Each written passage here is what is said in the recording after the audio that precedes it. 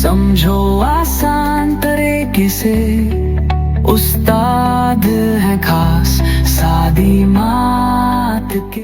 औज़ुबिल्लाहि मिनश्शैतानिर्रजीम बिस्मिल्लाहिर्रहमानिर्रहीम रब्बिश्रह ली सदरी वयस्सिर ली अमरी वहलुल उक़दतम मिन लिसानी यफ़क़हू क़ौली। Assalamu alaikum dear students, I hope you all are doing well, and today we are going to start exercise 19.2 where you can see the first questions having requirement determinants. Determinant एक ऐसा number जो इस पूरे matrix को define करेगा, यानी कि we are going to find out a single number that will describe the whole matrix एक अकेले नंबर से।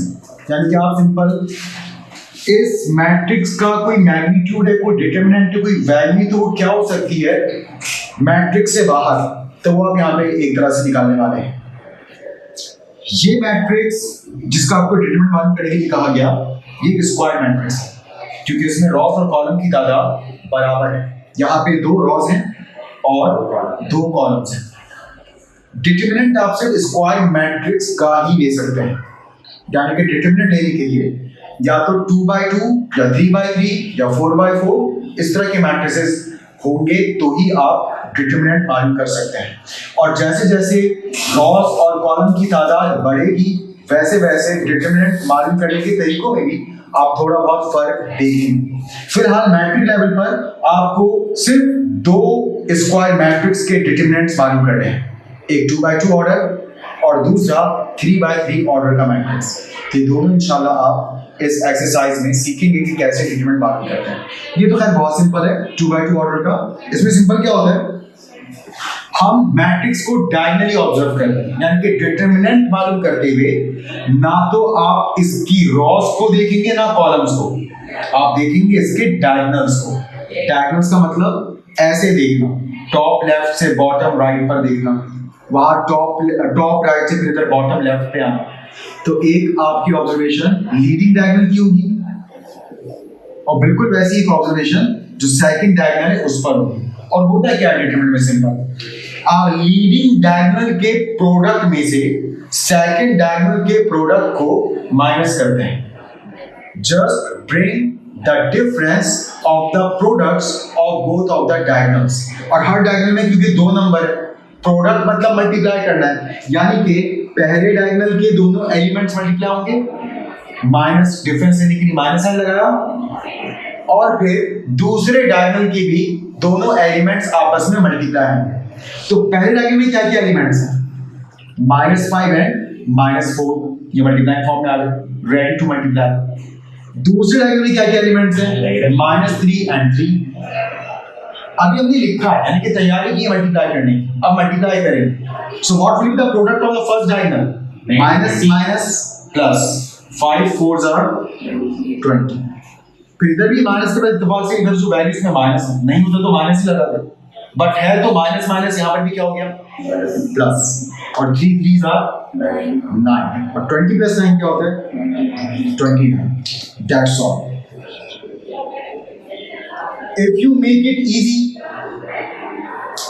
तो बाज़ों का बहुत से टीचर्स बहुत सारी किताबों में इस पर फॉर्मूला भी बनाया गया है, but formula is not the solution. असल चीज आपको बस ये कॉन्सेप्ट, ये ट्रिक इसी तरह से याद होनी चाहिए कि डायगोनल्स के प्रोडक्ट का डिफरेंस, पहले डायगोनल का प्रोडक्ट, दूसरे डायगोनल का प्रोडक्ट और बीच में minus sign. So you can remind और remember this action rather than remembering the formula.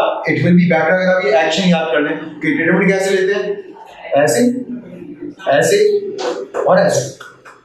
ऐसे का मतलब पहले डायगोनल का प्रोडक्ट, और ऐसे करने का मतलब दूसरे डायगोनल का प्रोडक्ट, और ऐसे करने का मतलब बीच में माइनस लगाएं ताकि आप डिफरेंस फाइंड आउट कर सकें।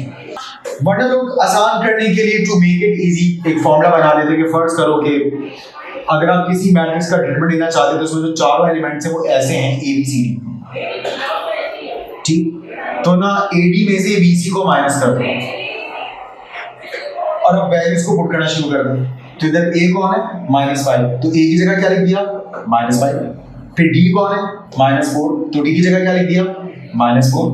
फिर माइनस साइन है, माइनस लगा, फिर बी इधर, इधर कौन है -3, तो इधर -3 लिख दिया। और फिर सी यहाँ है, यहाँ पर क्वेश्चन में कौन है 3 है, तो यहाँ पर फिर 3 लिख दिया। और जवाब फिर वही आया minus minus plus 5 4 are 20 minus minus plus 3 3 are 9 और 20 प्लस 9 क्या बन गया 29, दैट्स ऑल।